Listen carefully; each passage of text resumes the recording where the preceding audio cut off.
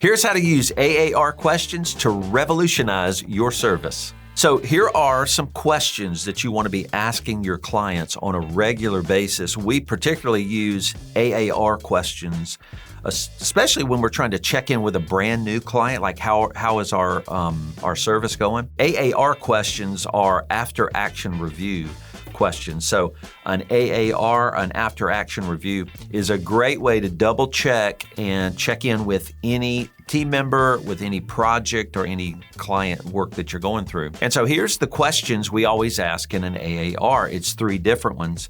And it is, what did you expect when you were coming into our firm to work with us?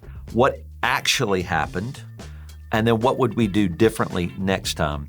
And the first 2 questions, they're trying to create really a benchmark, right? We're trying to figure out what was the value the client supposed they would receive from us. How actually did we do? So when they answer the first one, the second one gives them an ability to grade how well we did. And that information for our team is really valuable. And then we get practical. What should we do different next time?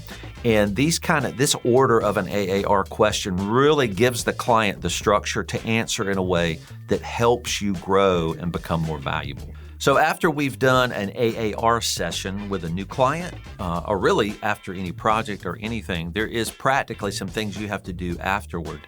And we'll often huddle as a team and go, what now should we change? Is there some new thing we're going to do? So you're going to have to come together and meet, talk through the specifics of what you learned from that AAR, and then roll it into a process, possibly. You're going to change your process.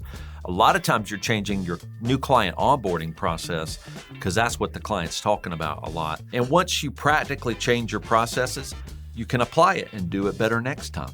So the results of an AAR, these types of questions, really can produce a lot of positive affirmation. It's really helpful to hear the client talk about, no, y'all really have done a great job. But you always get some kind of negative feedback. Now, we want it because it's constructive.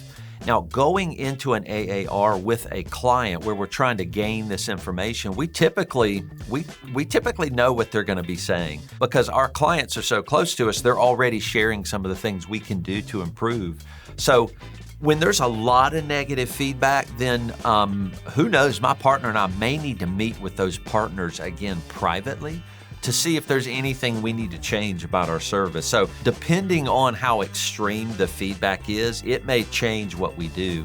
But typically, we're always coaching the client to give us some type of constructive feedback. We tell the client, there's no way we've been perfect. So the more you can share with us transparently and honestly, it's really going to help us grow. So they typically are giving us some kind of constructive feedback. And we're always going to meet afterward, and we're always going to update our processes.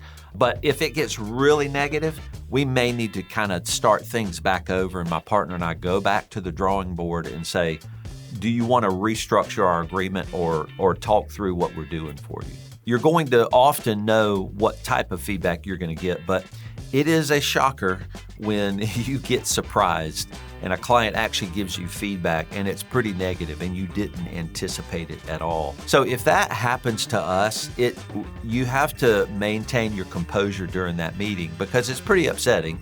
Because a lot of times we have 5 or 6 people in that meeting, me and my partner, some of our technical leaders, our client lead, a few people on the client team, they're all giving feedback. And if they're really fire hosing us with a lot of negative feedback, then we may really need to talk to our team. We may need to talk to them about why didn't we know?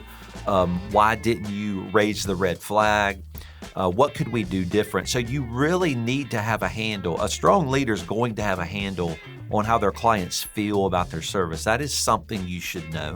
If you have good clients, they're going to share that with you. So if you're missing some of that, then there's probably some things going on where there's a knowledge management capture gap maybe in your firm where the team are not highlighting things to the leaders and the owners, and we have to know those things. So if you get surprised like that, just know there might be some knowledge that's not being captured or provided or written down or given to the owners because you don't want to be surprised in those meetings.